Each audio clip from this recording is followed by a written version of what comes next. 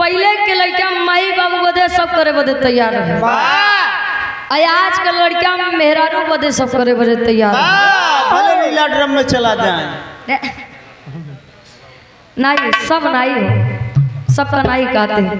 समाज में सकारात्मक नकारात्मक दोनों चीज पाई जाती है। अब इंसान की भूल है वो नकारात्मक चीजों पर ज्यादा ध्यान है, उसमें हम और आप क्या कर सकते हैं। हवा गुरु जी बीरस के भादर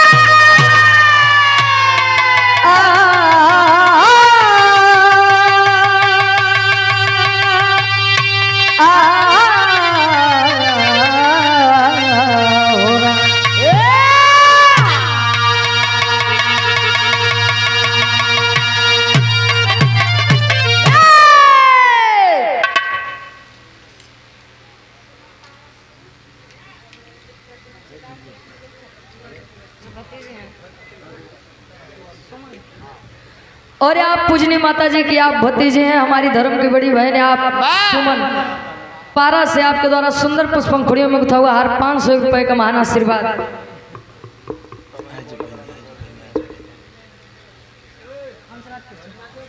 हंसराजपुर से आप पूजनी माता जी की आप भतीजे हैं, सुंदर पुष्पंखुड़ियों में गुथा हुआ हार ढेर सारा महान पुरस्कार आशीर्वाद के 4 हैं। वीर होते कैसे हैं, किस लिए किसी का इतिहास गाया जाता है। 4 लाइन कवि जी भूमिका के भाव में संकेत करते हैं। कैसे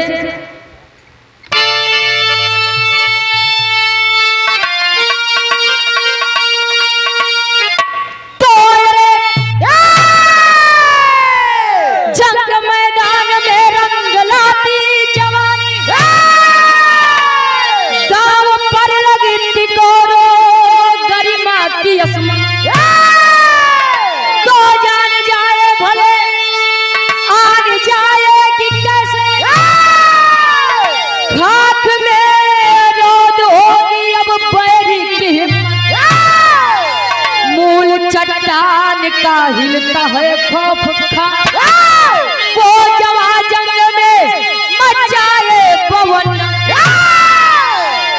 मान से लेखनी झुक नमन कर रही,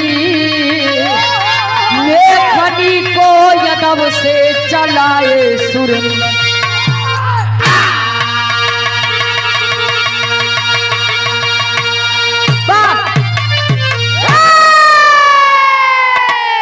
वीर होते कैसे,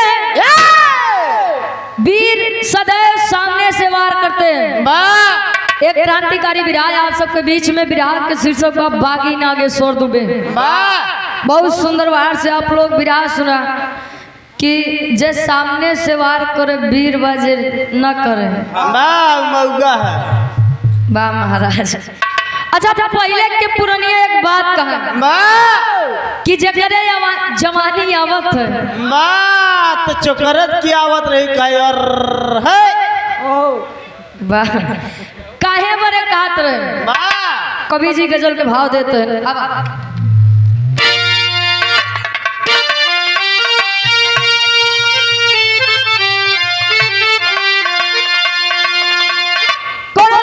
कोनो लड़किया से कहे हमेशा लड़की अपने आप का लगावत भैया। एक किस लगा विजय भैया लड़की हमेशा अपने आप के कई समझत एक किस लगावत है। कहा का कहे अरे मैं नाजे हूँ अरे मैं नाजे हूँ अरे तुम मेरे तराम करो अरे मैं नाजे हूँ तुम मेरे तराम करो जवानी नाम है मेरा मुझे सलाम करो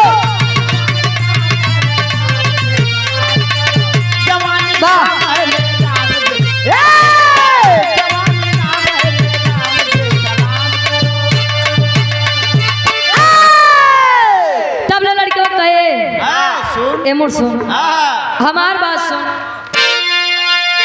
लइकवा कहत बा अरे तो तुझे सलाम करूं तुझे सलाम करूं गान मेरा एक कान करो अरे तो तुझे सलाम करूं गान मेरा एक काम करो तू अपनी मस्त जवानी नाम करो तू अपनी मस्त जवानी नाम करो तू अपनी मस्त जवानी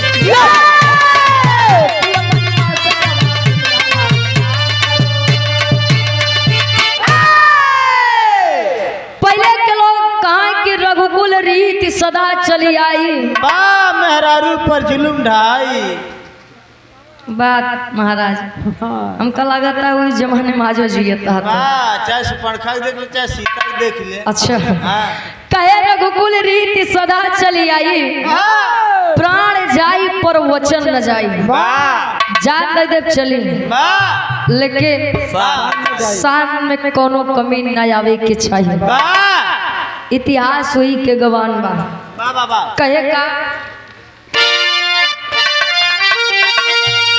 अरे तो लहू की धार पे अरे तो लहू की धार पे अब कहानी लिखी जाती है अरे लहू की धार पे अब कहानी लिखी जाती है जान पर यान दे कहानी लिखी जाती है आग दे जान दे कहानी लिखी जाती है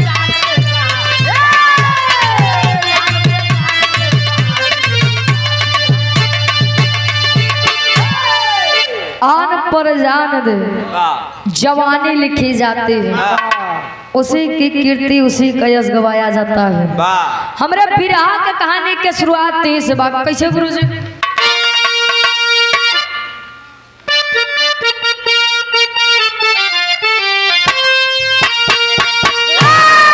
अरे तो यूपी प्रांत के अंदर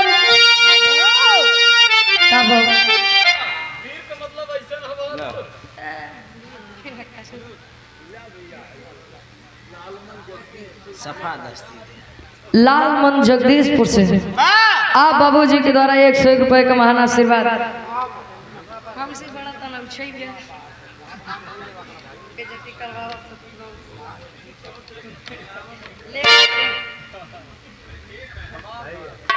अब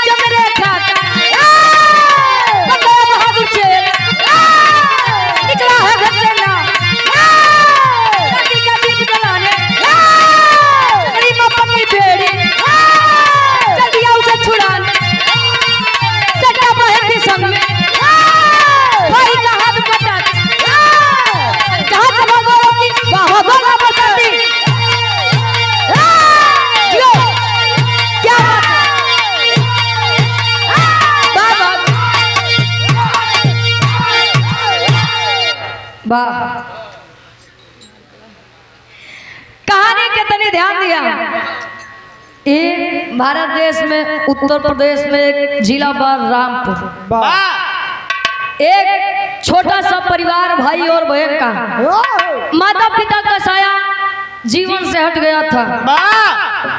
कहा जाता है समाज में, देश में जब जब भी पाप, अत्याचार, भ्रष्टाचार बढ़ता है तब तब क्रांति होती है।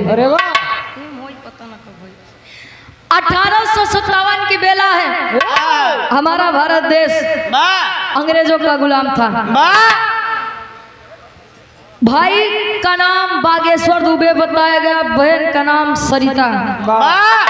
भाई की सोच है कि मैं अपने माता और पिता के लिए कुछ ना कर सका, लेकिन मैं अपनी इस मातृभूमि के लिए, अपनी इस भारत माता के लिए अपनी जान दे दूंगा, लेकिन अपने भारत देश के लिए कुछ करके रहूंगा। बिरहा में बहुत सुंदर कवि जी गीत के भाव देते हैं, कैसे?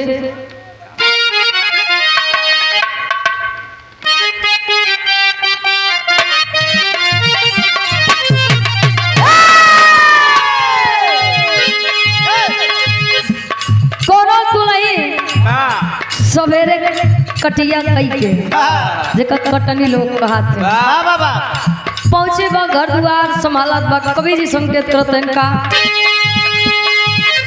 तगोरिया दिन भर कई के कटिया,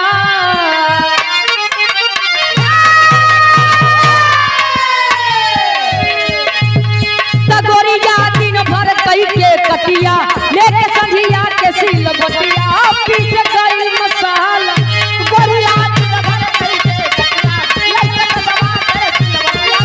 क्या बात है? गोरिया दिन भर कई के कटिया, लेके संधिया के सिल बटिया,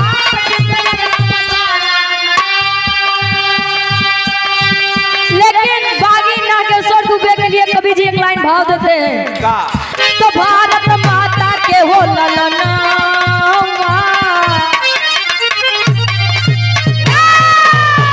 तो भारत माता के हो ललनवा, बाग सिरवा पे हो कफनवा, खेल खूनी होली, भारत माता के हो ललनवा, बाग सिरवा पे हो कफनवा, खेल खूनी होली, भारत माता के हो ललनवा, बाग सिरवा पे हो कफनवा, खेल खूनी होली।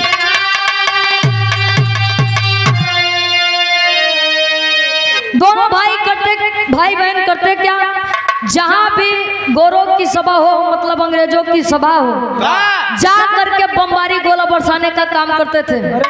अब अंग्रेज की पलटन जाए 10 लौटे 2, सोचत भाई आखिर ही होत का बा, जा 10 लौटे 2 है।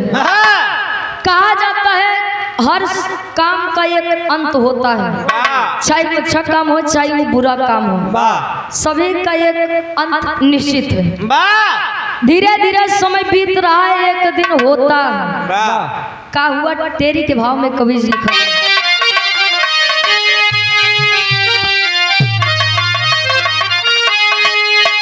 अरे तो कफन से इनकलाब जिंदाबाद, अरे तो कफन से इनकलाब जिंदाबाद, तो धरती पर क्रांति की ज्वाला जले वतन से, वतन से, अरे वतन से। समय बीता, बमबारी करने के लिए जा करके अंग्रेजों की पलटन के पास बमबारी कर रहे हैं, लेकिन एक अंग्रेज की नजर उस नौजवान के ऊपर पड़ती है। अच्छा, तो मामला कुल यारे फंसा बा। आज तक हम समझ नहीं पावा कि जात हम लोग 10 लौटे 2, तो अच्छा यही दोनों है, यही दोनों गद्दार नहीं। दोनों भाई बहन को पकड़ करके उनके साथ करते हैं, पकड़े के कोशिश बा, हो तक का विराट के आखिरी गीत लगत बा।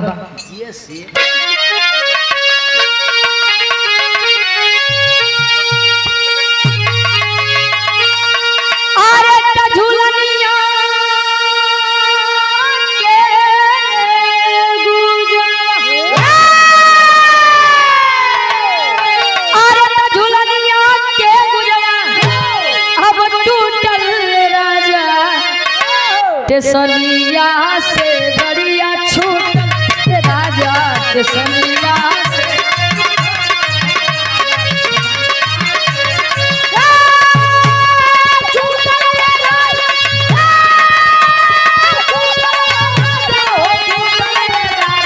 केसरिया से गड़िया छूट राजा।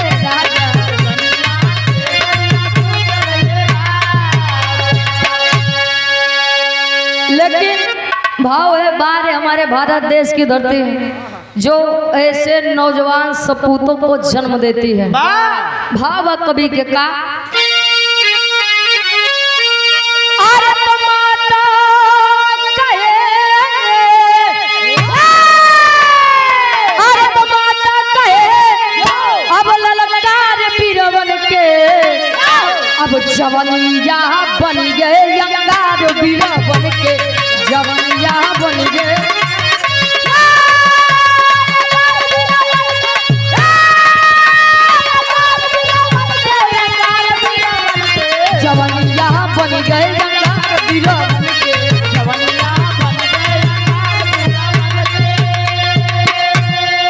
तो बहिनी के संग में अब नागेश्वर था भाई।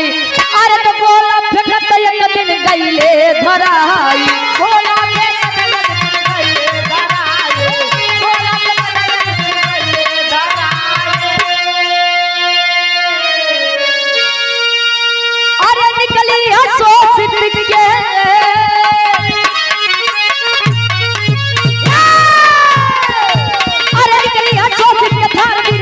जवनिया बन गई अंगार बीरवन।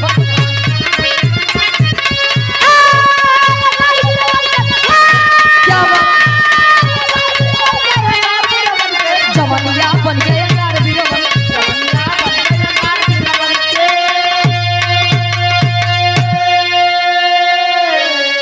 आप स्वर्गीय पूजनीय माता जी के आप भतीजे लेखपाल साहब या प्रकाश भैया आपके द्वारा पुनः 200 रुपए का महान आशीर्वाद चरणों में कोट कोट नमन है, आशीर्वाद के चाह रहे हैं। कहे निकली है शोषित की धार बीरवन से जवनिया बन गए अंगार बीरवन के। ई बड़े कहा जाता है कि जकरे जवानी आवत जनवाई के माना था अंतर बस तनी के बाद पहले वाले अपन जवानी पहलवानी कुश्ती में खर्चा करत रहे, आज वाले खटिया पे सब नाई हो।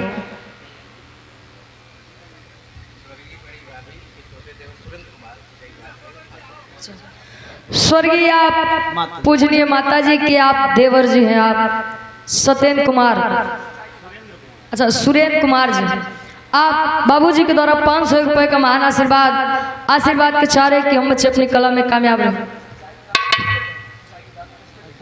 सिंचाई विभाग में आप पोस्टेड हैं, आप बाबूजी आशीर्वाद के चाह रहे हैं। संदीप कुमार भैया जी चौराही से 100 रुपए का महान आशीर्वाद। जब भाई और बहन को अंग्रेज पलटन देखती है तो पीछा करती है पकड़ने के लिए। नागेश्वर दुबे मन में सोचा करता था कि मैं मर जाऊंगा ये चलेगा, लेकिन मैं इन गद्दार कमीनों के हाथ में नहीं आऊंगा। अच्छा लोग अपन गलती कम देखते दूसरे के ज्यादा। अगर एक अंगुली तोरे ऊपर उठत बा तो 3 हमारे कहती बा। पहले अपन देखत तब दूसरे के गलती बतावा। ए भैया जैसा कि आप लोग जानते हैं कि अंग्रेज यहाँ पर शासन करने नहीं आया था, बेवकूफी देख के शासन करे बदे परेशान हो गए। भारत देश हमारा सोने की चिड़िया कहा जाता था। अच्छा एक बात और बा, बार स्वार्थी इंसान लोग बताया करते हैं कि प्रभु श्री रामचंद्र जी लंका जीतने के लिए भालू और बंदर की सेना लेकर गए थे। अच्छा वह भालू और बंदर लेके गए हैं, नहीं तो मनई इतना स्वार्थी होते हैं। सोने के चीज देखे के बाद वैसे पागल हो जाते, सोने के लंका देखा तो का होते है। रावण जी का करबा तू युद्ध कई के ई तनिक हम कुछ दे देता, राम जी के गटैया हमारी दबाई दे बारे मनई। पापड़ के भाव में कवि जी लिखत इनका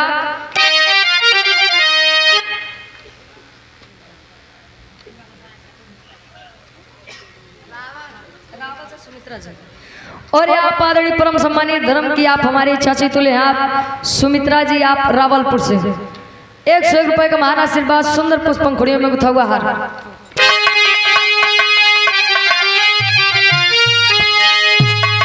अरे मही गोद में जन्मे, अरे तुम मही गोद में जन्मे वीर नगीना भारत माता के। अरे तुम मही गोद में जन्मे वीर नगीना भारत माता के। आजादी मांगे लिखून पसीना भारत माता के। आजादी मांगे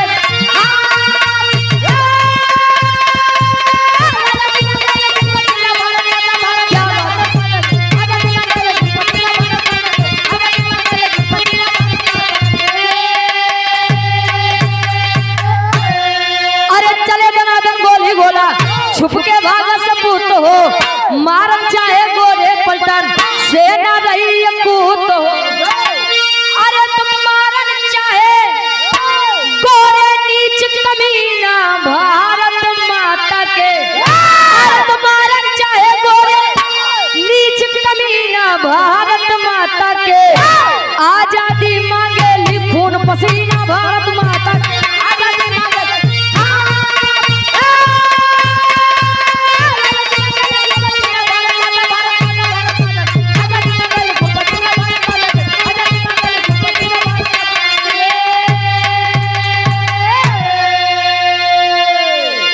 आजादी मांगे मांगेली खून पसीना भारत माता के।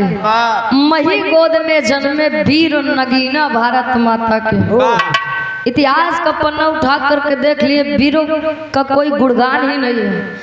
अगर कोई चाह ले कि मैं वीरों का बखान अपने कलम की स्याही से कर दूं तो कभी नहीं हो सकता है। वीरों का बखान ना ही कभी कोई कर सकता है, ना ही कोई कर पाएगा, क्योंकि एक वीर ना जाने कितनी कुर्बानी देकर हमको और आपको आज भी सुरक्षित रखने का काम करता है। आल्हा के भाव में कवि जी लिखते हैं वीरों के बारे में का।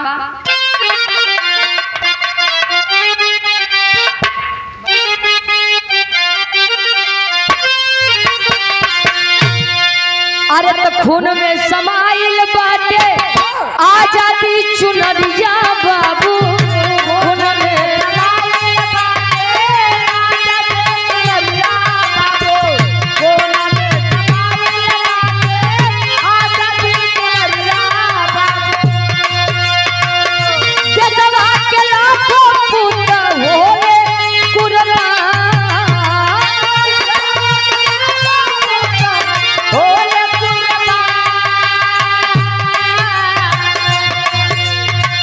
भागे हैं नागेश्वर चूके सरिता पहिरिया पंचो।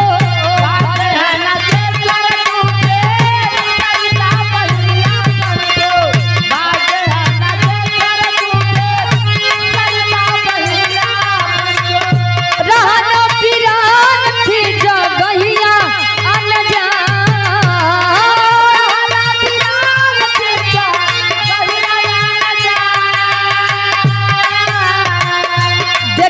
नागेश्वर दूबे भारी बा चला से पंचो। देखे भारी चला से पंचो। देखे नागेश्वर दूबे भारी चला से पंचो। गिर गइल पनिया गइल सरिता के जान।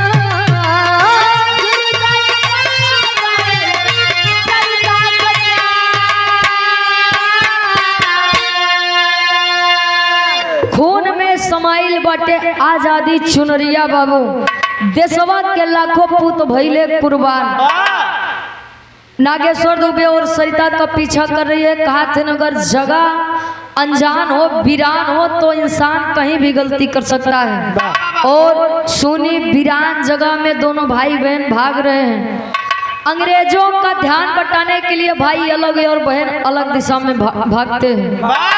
सरिता जिस दिशा में भागी उस दिशा में एक भारी जलाशय, एक भारी तालाब था और उसी तालाब में गिरने से सरिता की जान चली गई।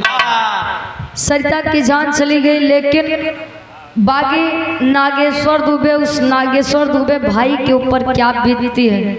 अपनी बहन के खोज में जाता है और अंग्रेज पलटन पकड़ के लेकर आकर के 1.5 साल मुकदमा चलाते हैं कि यह हमारे साथ गद्दारी कर रहा था, हम पर निगरानी कर रहा था। और 1.5 साल मुकदमा चलाने के बाद अंततः फांसी की सजा सुना दिया जाता है। एक बार फिर बता दो, भारत देश ऐसे ही नहीं आजाद हुआ था। लोग जानते भी हैं, मानते हैं, लेकिन आज के समय में सबसे बड़ी बात का बा 2 टाइम के रोटी मिल जाए बस। भैया हम संतन से का पड़ी, देश में का होत बा, हम संतन से का पड़ी। भैया संतन कहाँ पहुँच गए नुका है, आप लोग जाना था। इशारों को समझिए, राज को राज रहने दीजिए। उचित समय पर यदि आंख खुल गई तब तो बढ़िया बा, नहीं तो फिर वही समय खड़ी के भाव में कवि जी लिखत।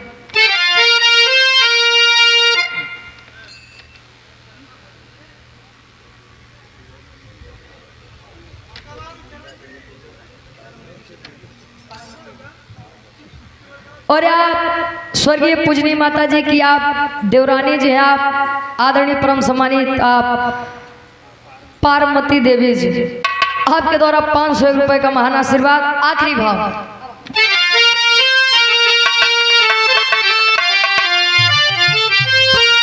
अरे झूले कितना हीरा फांसी के झूलना, अरे झूले कितना झूला फांसी के झूलना, पहिनी हिंद के धरती आया जादी गए।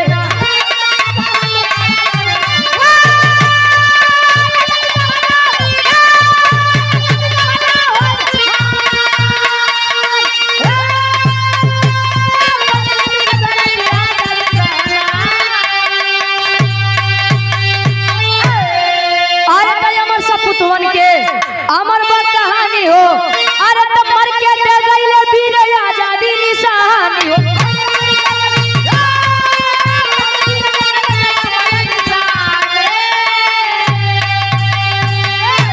तो आजादी दुल्हन को खूब सजा के रखना, आजादी दुल्हन को खूब अब सजा के रखना, पहले हिंद के धरती आया आजादी गए। अमर सपूतवन के अमर बा कहानी, मर के दे गईले वीर आजादी निशानी। एक बार फिर से मैं अपने बिरहा के माध्यम से सभी वीर सपूतों को सच्ची श्रद्धांजलि अर्पित करती हूँ। ना जाने ये आजादी दिलाने के लिए कितनी माओ ने अपने बेटे खोए हैं, कितनी बहनों ने अपने भाई खोए हैं, कितने पत्नियों ने अपने पति खोए हैं, तो कितने बच्चों ने अपने पिता को खोया है। अगर बेटा लायक हो तो अपने जन्मदायिनी मातृभूमि के लिए भी अपनी जान देने को तैयार हो जाता है। आखिरी में खानदान के परिचय में पिपरी से आप आदरणीय परम सम्मानित बाबूजी चंद्रभान 201 रुपए का महान आशीर्वाद पिपरही से आशीर्वाद के चारे कहे गुरु बिहारी गुरु गणेश चंद्रिका जी गए स्वर्ग सीधा।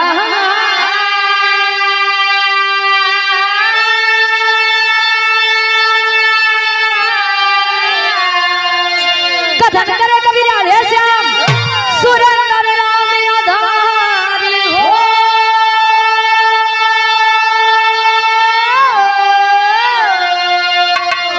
कफन से इनकलाब जिंदाबाद, करूची प्रेम करे भारत माता चरण से कफन से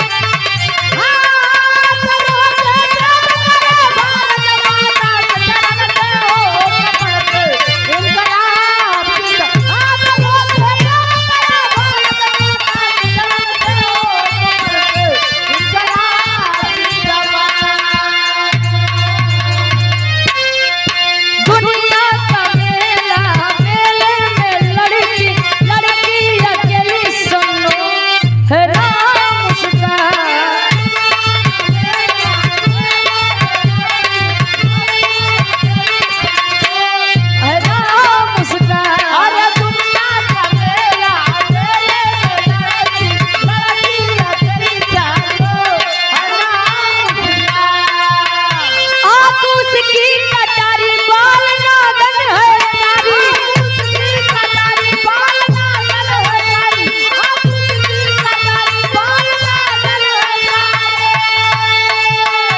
आतूस की कटारी बाल नागन है कारी गोरे गोरे अनार जैसा है बाल उसका दुनिया का मेला मेले लड़की अकेली सानो है नाम उसका दुनिया का मेला मेले लड़की अकेली सानो है नाम उसका।